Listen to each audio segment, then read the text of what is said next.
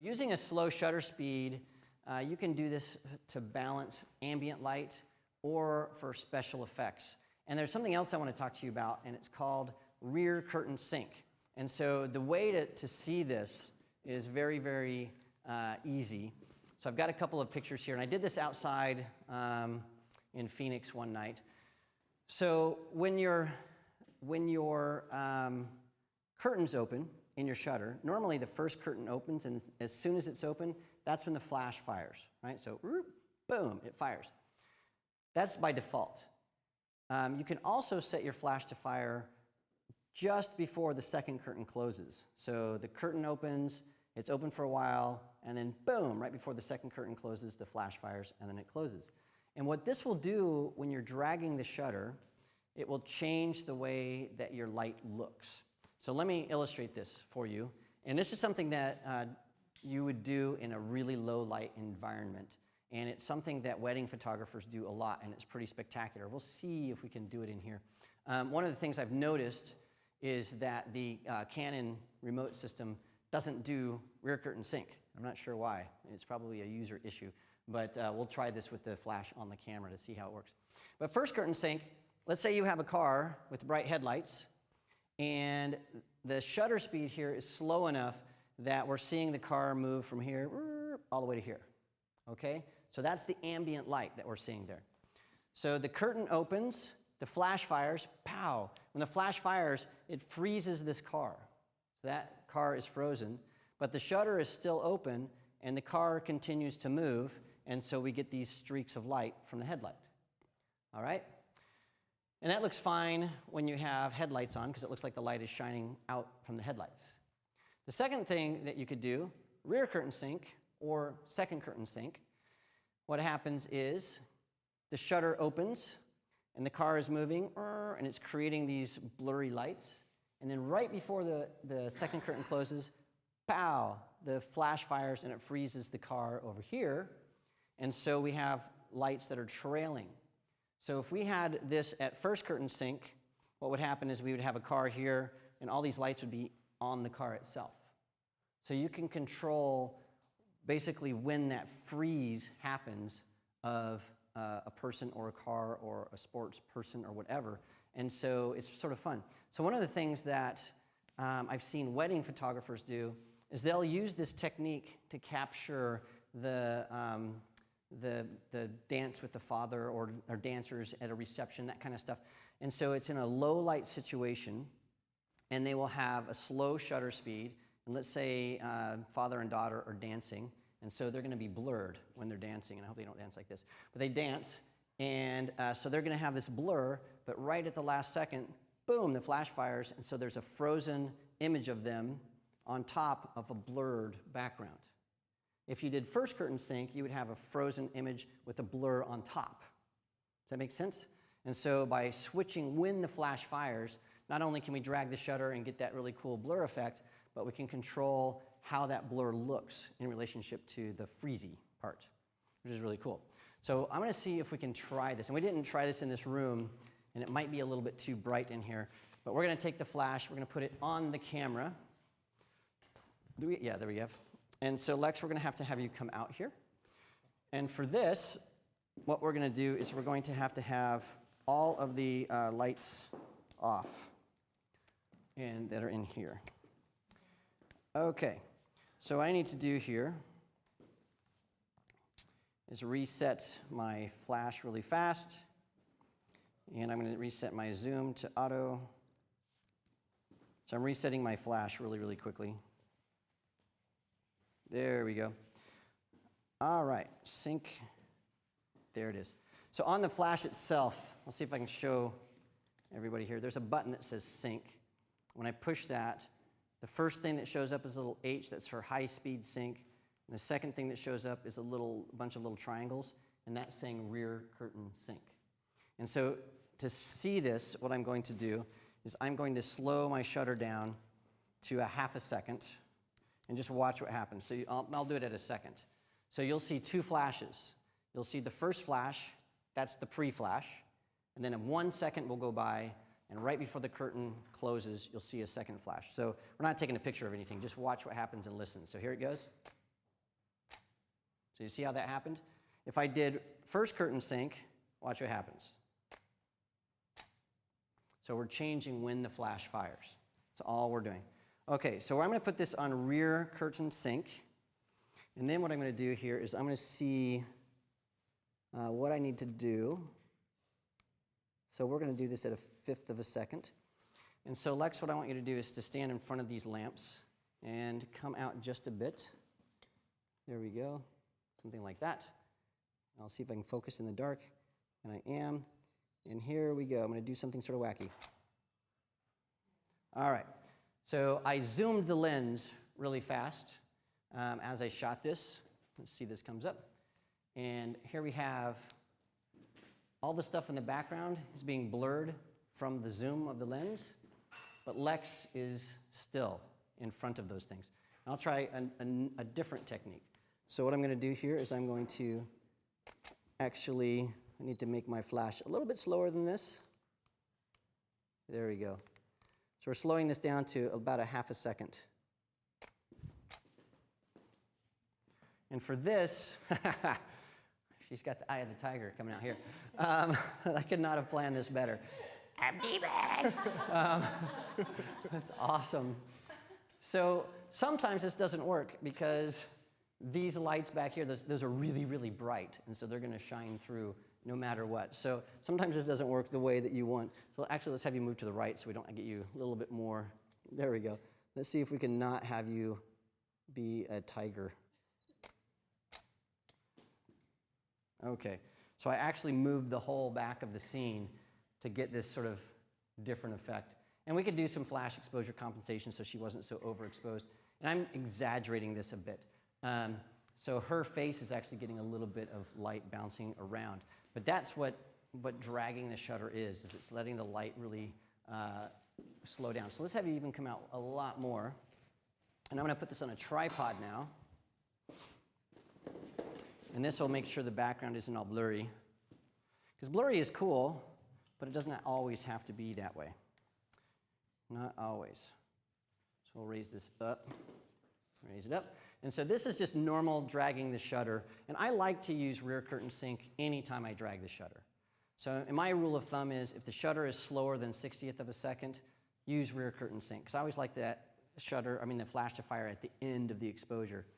If I'm shooting really fast shutter speed, we need high speed sync, which we're going to get to in a second here. So I'm going to try this one more time. Kaboom. And that allows us, with this really slow shutter, to balance Lex in complete darkness with the background, which is illuminated. So that's how dragging the shutter works. If you're shooting an event, a wedding, something like that, and you have to have really slow shutter speeds just to get some of the ambient light, then rear curtain sync is your friend, big time. Okay, any questions on rear curtain sync? Yeah, yes. A question, Mark. So that first flash fires, correct? Yes. How come you don't get a double image? How come you don't end up with does that make sense? Yeah, it does make sense. And in fact, what we'll do, let's turn this back on just for a second. And I'll explain that. Because remember when the ninja happens while the shutter is still closed. So here's what's happened. I'll do it really fast. Again, we have, that's the pre-flash for TTL metering. Okay, gotcha. And yeah, so what happens is when you press the shutter release, what's happening is this little pre-flash comes over here, hits the subject, comes back through the lens, is metered, and then the shutter opens and there's a flash. So that pre-flash never makes it through the shutter. Perfect, thank you. Yes, yes. When we see your images come up on screen here, they're kind of like one way and then they pop into something that looks a little cleaner. Is that a profile or? Well, two things are happening.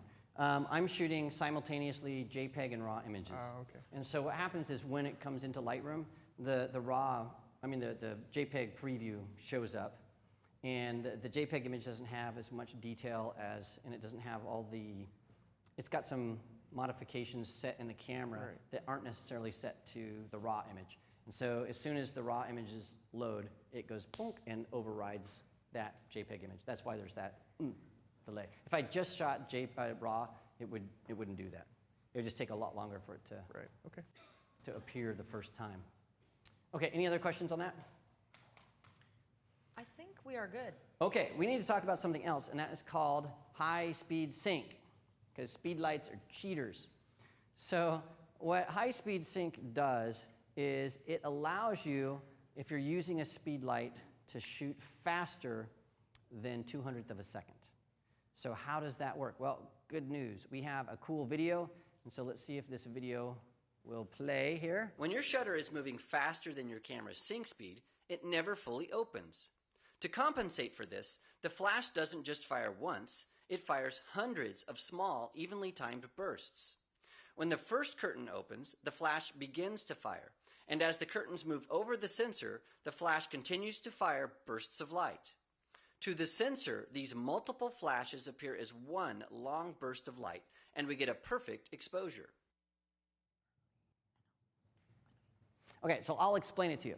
What happens is the first curtain opens, second curtain closes, but when it's going faster than sync speed, remember, it's just a slit of light that goes by.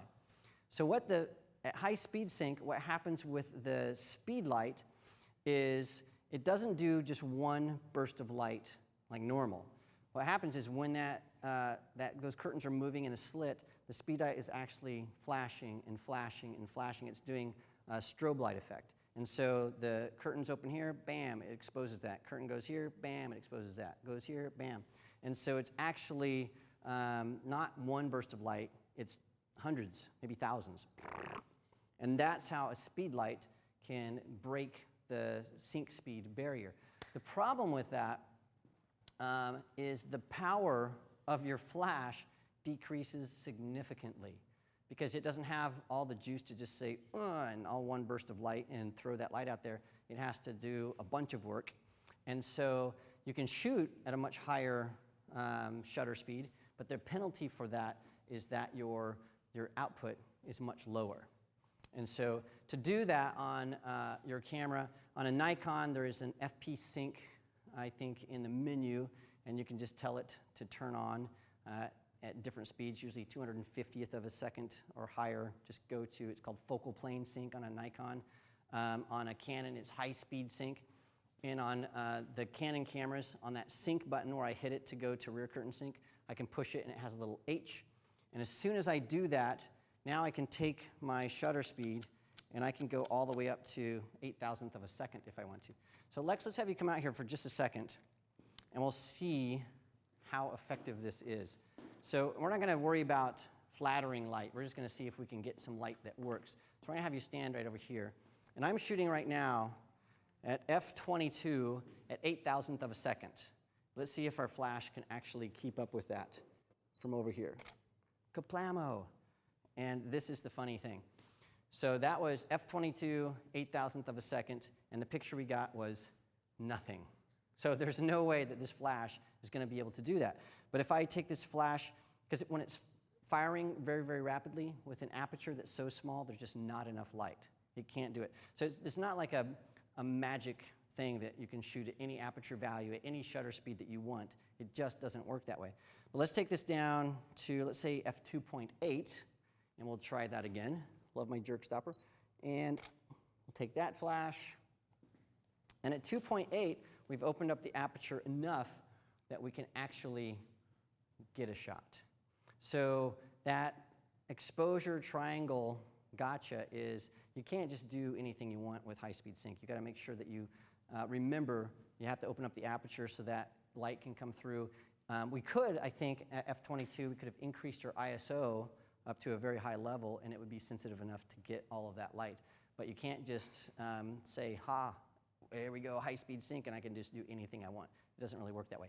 The other thing is, I'm going to let you hold that for a second. Thank you. Thank you. With high-speed sync, the ability to freeze motion changes. Because remember when we had the normal flash, the shutter open, there was one burst of light that was a very short duration of light, and that froze our motion, right? So everything is frozen. If you have a shutter that's moving in a slit and a flash that's going very, very fast, essentially you're freezing motion at the speed of whatever the shutter is. So you're back relying on the shutter to freeze that motion, and you don't get the advantage of the flash freezing the motion. And so there is a trade-off to that. Also, high-speed sync will drain your battery very quickly because it's firing so much, and also it will overheat your flash much quicker than that.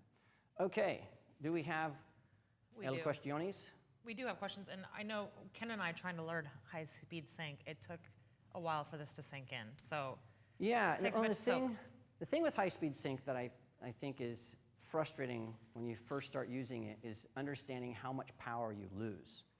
And so I did a workshop on high-speed sync for Pocket Wizard, actually, and we were trying to show how you could shoot in extremely bright sunlight at 2 o'clock in the afternoon in Phoenix to overpower the sun, and which is a misnomer. We're going to talk about don't use that term, overpowering the sun.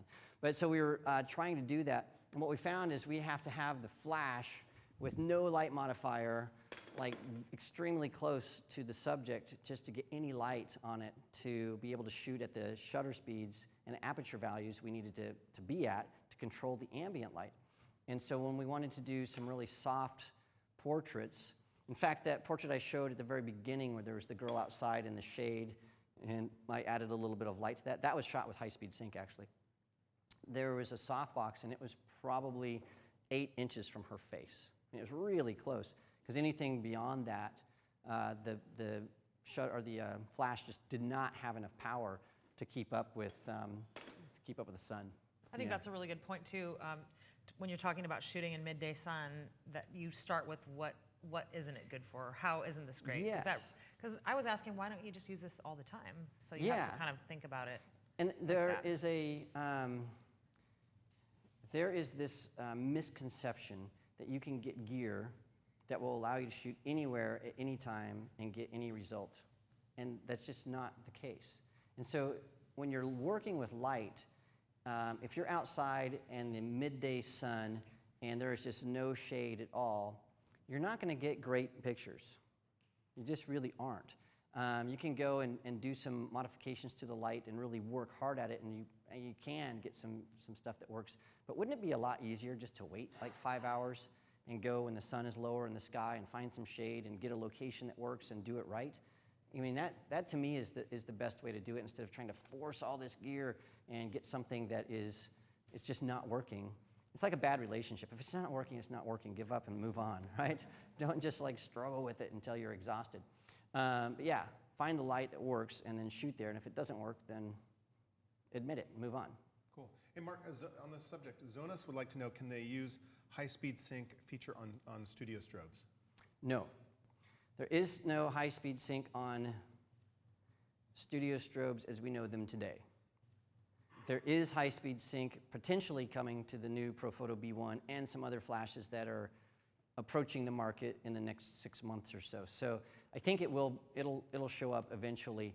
But the difference is a studio strobe is just going to have one burst of light. It's not going to be firing. And there's a bunch of reasons for that. It have to do with the capacitors and how they work and all kinds of things. But a studio strobe, we're going to talk about that tomorrow, working outside with a studio strobe, and how do you compensate for really bright sun, and how do you get past that 200th of a second problem. You know, so if you're outside shooting and you want to have a 2.8 aperture and you can only go to 200, your camera's going to go, whoa, everything's super overexposed. So that's when your neutral density filters will come into play, and you'll have to basically use shade to fix that. Okay, and just a more basic question from Jay Griffin and Lisa Boston. You've been shooting an aperture. Have you been shooting an aperture for everyone's benefit, for the sake of demonstration, or do you frequently use that mode, or do you use manual usually? Yes, so aperture priority mode, actually I think I've been shooting in manual mode right now, but aperture priority mode with the speed light does something special.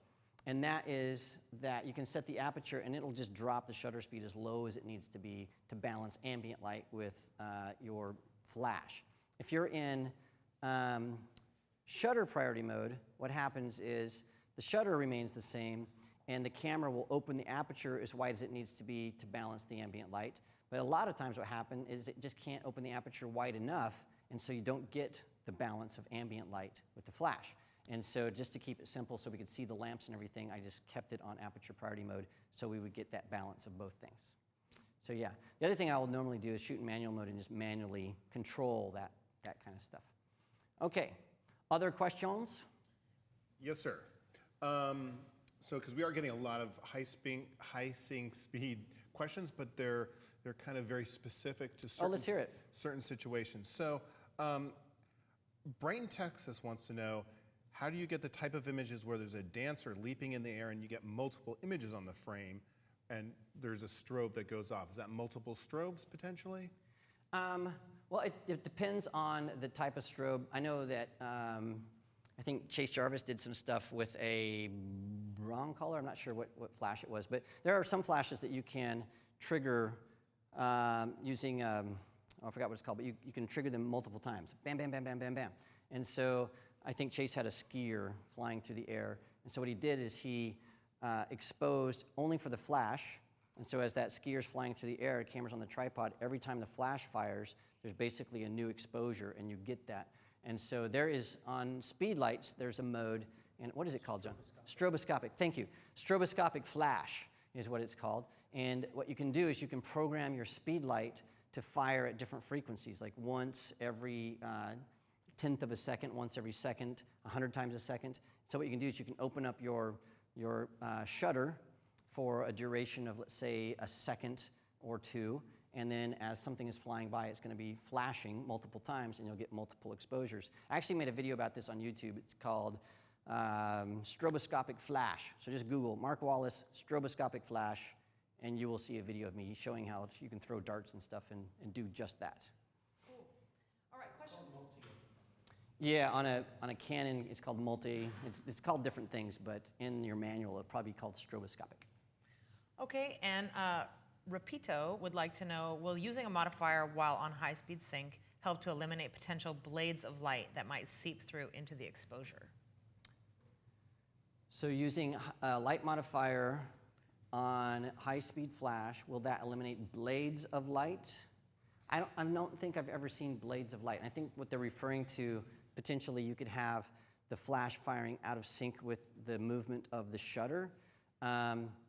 So I have never seen that, so I can't really speak to it. I don't think that would solve that issue, because even if it was a diffused light source, you're still going to have this thing out of sync, and so you'd still, I think, get those blades. But I've not seen any problems with that. Moonjan would like to know, can we use strobes and speed lights together as main, fill, and rim, and mix them up? You can. The difference, though, is a studio strobe has a power output between 300 watt seconds to 5 to 1200 to 2400 watt seconds. They're very, very powerful. A speed light has a power output of about 50 watt seconds. So you're talking about hooking a moped up to a Porsche. And so, yeah, they can go along for a ride to a certain extent, but there's some point where that speed light is just not going to keep up. So the way I've seen a lot of people use speed lights and studio strobes is they use the speed lights for anything that is hard light, because you don't have to have any modifiers in front of them, and so they can sort of keep up with a studio strobe that has like a softbox or something, so you can get some specular highlights and stuff like that. But when you start working with the more powerful studio strobes, the speed lights are going to have a tough time pumping out enough light to keep up. But you can definitely mix them. You just have to shoot the speed lights in full manual mode, and you'll do fine. So things like kicker lights, where you're like highlighting somebody's face, throwing light on the background. I use them all the time with studio strobes if I want to, like if I have a lamp like this in a set, when you have the light on and you're shooting it like f/16, let's say at 200th of a second, we saw that earlier, this will just go into darkness. And so a lot of times what I'll do if I have lamps or little places around the room is I'll hide speed lights inside those lamps or inside doorways or whatever, and they're just enough light to add some accents. So you can definitely use them together because, yeah, they're all good. I have a couple more things to talk about before we're done. And so it is the reality check of speed lights. So people think speed lights can do everything and they're super powered and all that kind of stuff, but there's a reality check, and that is these guys are not magic. So we just talked about it, the power output versus strobes. So normally a studio strobe, that's about 500 watt seconds, which is sort of an entry-level power output for a studio strobe. That will equal that power output of 10 speed lights. So 50 watt seconds, 500 watt seconds. So the power output is pretty significantly different. And I'm speaking in general terms. I know there's quantum flashes that are 150 watt seconds, et cetera. But studio strobes, there's some that are 300. There are a lot of them that are at 2400 watt seconds and 4800 watt seconds. And so just think of that as horsepower. If you don't know what watt seconds are, we're going to talk about it later. So there's that. There's also this issue of recycle times. So recycle times are the times it takes when you take a picture and the flash is ready to go again. And with a speed light, especially on full power, as you shoot more and more, the batteries get lower and lower, and it takes longer and longer for the flash to be ready to go again. You can put an external battery pack on there that helps, but the recycle times at full power and even half power are generally not anywhere near a studio strobe. So it's hard to do very, very fast shooting unless you really lower the power output of your speed light. And then there are distance limitations, and I would say, I don't know, 50 emails a month from people saying, hey, I want to take a photo of my son, daughter, grandson, whatever, and they're playing football on a field, or they're at a dance recital, or they're doing something way far away. How come my speed light doesn't light them up? And the answer is, well, because you're 200 feet away. So you can't just get, it's not magic. They're not going to go that far. And so there are distance limitations between the speed light and how you can get there. The solution to that, by the way, is to take the flash off the camera, mount it to something close to where they are, and trigger it with a Pocket Wizard or some other radio trigger. So get the flash close and the camera far, you'll be fine. And battery angst. So batteries die all the time in speed lights. And so we had it happening earlier today where we were trying to trigger the flash and the battery was like, oh, I give up, I'm done. So with studio strobes, you eliminate that. And then my favorite reason that I don't use speed lights a lot is TTL metering is something that some have mastered and are terrific at it. I don't like it at all. And so almost always when I'm using a speed light, I'm shooting in full manual mode on the speed light and the camera because I'm so used to working that way. TTL metering tends to just change its mind at any given moment. Like we saw earlier when we were shooting Lex, that front light there just all of a sudden said, oh, you know what? I don't need to be that bright. And so we had to make an adjustment after we had it already dialed in. And so that can be very frustrating as you're working through things. Now with practice and with using the same gear in the same situations, you're going to get beyond that. And so that issue is mainly me. But I know that there are a lot of people, David Hobby does this all the time and has for a billion years, and Joe McNally and all the names that we know.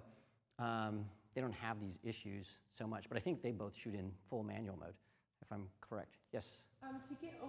To help combat the recycle times, are there batteries that are better than others? Yes. There is a company called Quantum, and they make external battery packs that I believe are the best battery packs out there. Much better than the Nikon and Canon battery packs. And then there are different types of like AA batteries that you can use. And the batteries that I've used for years, and it used to be a disciplinary offense in my studio if you bought any battery that wasn't Duracell. I know that sounds crazy, but if you came in with a battery that wasn't Duracell, then you would get in trouble because I'm so particular about those batteries. So in my experience, Duracell batteries live up to the expectations. Rechargeable versus unrechargeable? Unrechargeable, in my experience, they perform much better. Okay.